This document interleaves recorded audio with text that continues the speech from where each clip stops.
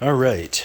How's it going, everybody? This is JDL Productions, and this is pretty much going to be the first smoke alarm unboxing slash overview video. Well, in this case, unpackaging video, but the first smoke alarm overview video on this channel for the year 2023.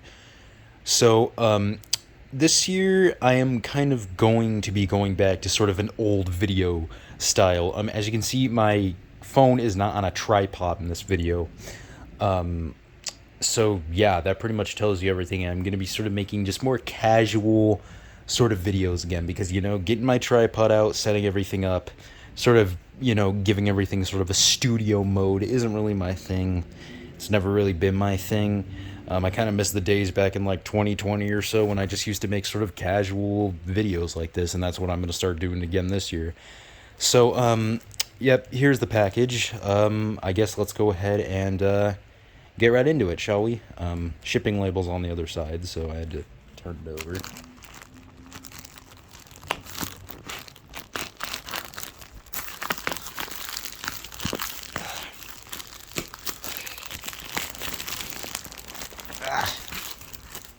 I already see a piece of paper here, probably from the seller. Let me see what this is. Is that my address on it? Oh, okay, yes, it does have my address on it. It's just a, what is it called? Sort of a receipt. Let's get the rest of this open. Probably cut into it a little bit more. Hopefully without cutting myself.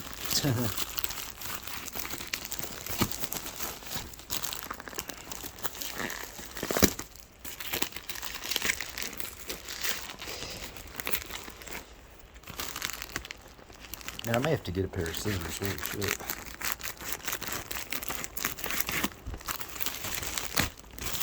So I managed to get the actual packaging off. So now we got to cut into this bubble wrap. So let's go ahead and do that. And I had to pause and cut the rest of me taking the package off part because I accidentally flipped it over and showed my address. So yeah. And I don't think I need everybody on the internet knowing my address. Just to be completely honest. So, let's go ahead and get the rest of this open.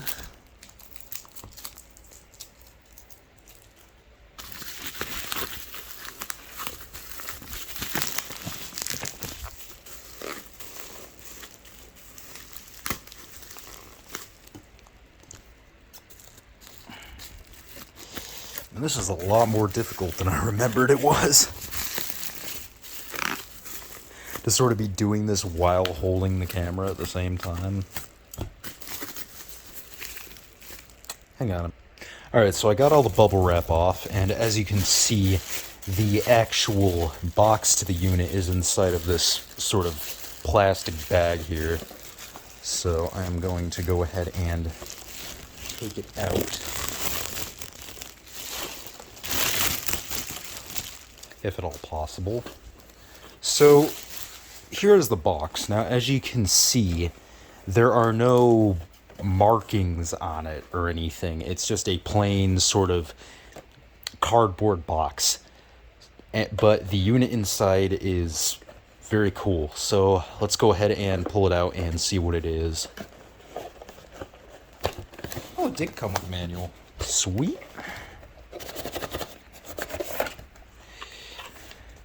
And there you have it. The Entronic Vigilante Z-100. Yes, it is a Z-100, my first Entronic unit that I actually have. So, yeah, and this is, as you can see, the AC-powered model. Now, if you watch Enlin's videos, you may know that he does have a couple of these. However, mine's a little different. If you watched his video, you know that his both came in retail style boxes, but mine, as you can see, comes in a contractor style box, just a unmarked box. So that's one difference right off the bat. Here's the manual, which I'm surprised it did come. Oh, okay. So this one is the Z-100. Interesting. So his is the Z-1000, and I know his is the Z-1000 because he opened it up and showed the model number on the inside, but mine's Z-100. I didn't know there were both. I thought, like, I thought that, like, it was just sort of a mistake, like us calling them the Z-100s and the Z-1000, but no, there is an actual Z-100, and I guess this is it. And there's also a Z-100A. I'm not sure what the difference is. And then there's an AC/DC model, which I think is the Z-200. And then there's a Z-100R, which I'm assuming is a relay model. And yeah, but that is very interesting. So there is actually both a Z-100 and a Z-1000. I did not realize that. Let's go ahead and try getting the cover off. I know these things are a pain in the ass to get the cover off. Multiple people have said it. As you can see, this thing is very dirty. I don't know if you could tell. I'll probably have to get a magic eraser, or probably just a washcloth, and just kind of go through it because this thing is very dirty. But let me go ahead and try getting the cover off. There we go. Came off easier than I thought. There's the inside of the cover there. There is the label right there. So as you can see, Z-100. That is very interesting. So I really don't know what the difference is between this one and the Z-1000, because I do know for a fact now that there is both a Z-100 and a Z-1000. Yeah, that is very interesting. But anyways, yeah, here's some more sort of, here's a better sort of look at the inside of the cover. There's your UL label right there. And then there's just some markings, annual maintenance, my bad. There's some other info there, if I can get this damn phone to focus. There you go. Contains radioactive material, of course, which this one uses radium-226, and then there is, once again, your annual maintenance. Oh, there are 2 annual maintenance markings. Interesting. I don't know what the difference is. One in, like, Spanish or something. Huh. Yeah, I'm not sure. But there's the inside of the cover. This is a surprisingly large unit. I mean, it's not, like, as large as I thought it was going to be, but it's a pretty damn large unit. But anyways, here is the inside. Now, these are from the, I believe, mid-70s or so. Like, early to mid-70s. I'm not positive. I know they're just sort of made around that time. Of course, there was the Z-700, which was the 12.6 volt battery model. And then after that, there was the ES7, which was like the Z-700, except it used a 9 volt battery and a test button, which quite a few people have one of those. There were like a bunch of them on eBay a couple years ago. Kind of wish I would have got one, but I have this one, so that's cool. And this is like much more rare at this point. So anyways, here is the inside. As you can see, here is the sensor right here, which this one uses radium-226, as I said, and this target does come off. Let's see if I can get it off.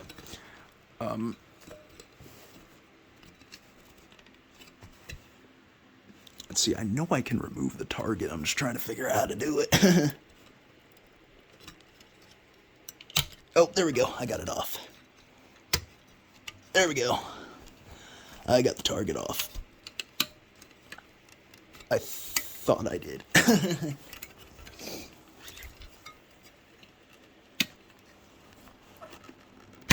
There we go. So as you can see right in there, there is the radium-226. And here is the target right here. So now we get to try and get it back on. Probably going to be just as much of a struggle, if not more, to get the target back on. Come on.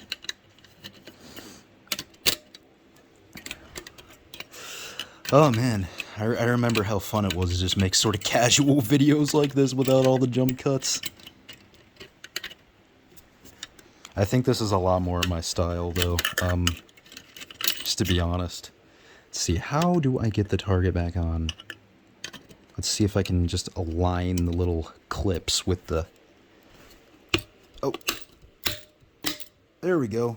and I just broke something off. I don't know what I broke off, but I broke something off.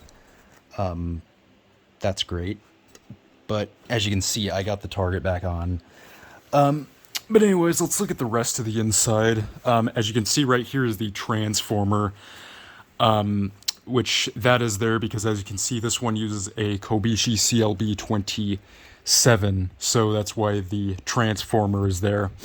I'm not sure if they made versions of these that used AC buzzers. I originally thought that these did, but after watching Nathaniel's video, I was like, no, they don't have AC buzzers. And then there you have a little, I forgot what those are called. I think it's like a testing switch or something like that. Not a testing switch, but a some sort of a tube. I literally forgot what these are called. And right there you have the LED indicator. So yeah, very, very cool. And then there is a, I believe, a sensitivity adjustment knob, except it's kind of like sticking up a little bit.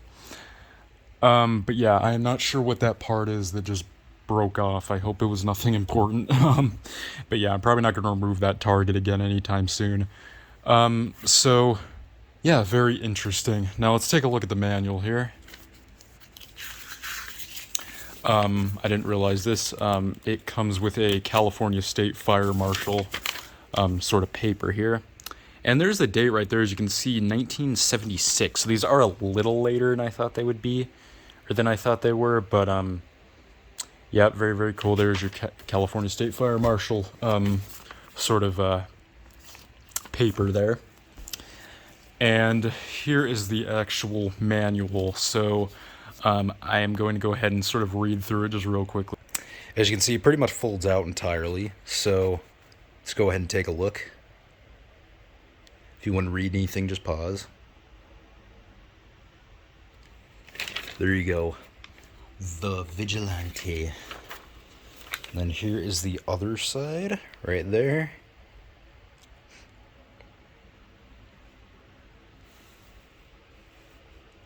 And there you have it. That is pretty much the entire manual. Now the struggle is going to be trying to fold this thing back the way it was correctly. Alright, good enough.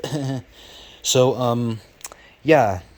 Now, coming to think about it, I'm assuming, now that I'm starting to realize it, that the Z-100 is just the contractor version of the Z-1000. Maybe that's what it is. But still, I'm not entirely sure. That is just what I'm assuming. So yeah, I don't know what else there is to sort of show about this. I'm probably just going to put the cover back on and get it wired up, and we are going to go ahead and give it a test. I'm probably going to clean this cover off first. So once I do that, I will be right back. All right, we are back. So here's the unit right here. Now, not sure if you can tell, but this thing does look a lot better now. As you can see, it's much more bright white.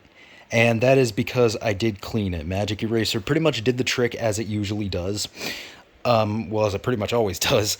And as you can see, is looking much better now. The dirt that was on there was like so much of it that it pretty much changed the color of this thing. Like, as I was cleaning it, I noticed that it just became wider and wider. So, yeah, and it is looking much better now. Looking like it's in brand new condition, like it should. So, yeah, and as you can see, I got it wired up. I had to re-strip the wires because they were all messed up at the ends. So, yeah, let's just go ahead and plug this thing in.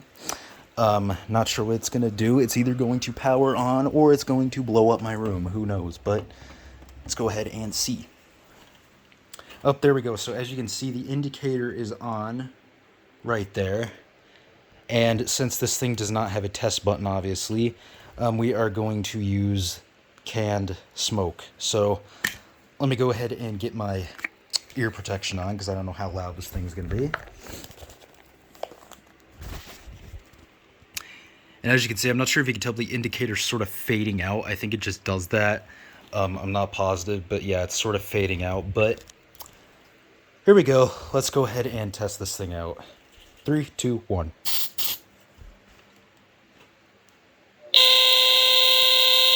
And there we go.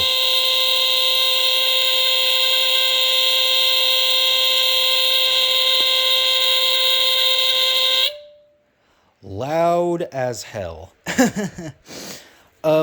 So yeah, you heard it. It's got, of course, that classic full wave rectified Kobishi sound that, you know, the TC-49s and all of those use.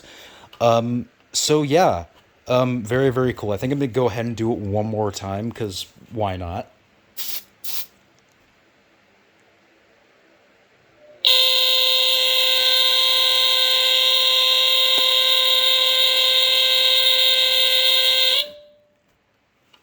Well, there you have it, everybody. That is the Entronic Vigilante Z-100. Let's go ahead and sort of get the box and everything. Just sort of make it all presentable. Of course, there's your box. There's the manual and everything. So, yeah, there you go. That is the Entronic Vigilante Z-100 smoke alarm. Hope y'all enjoyed this video.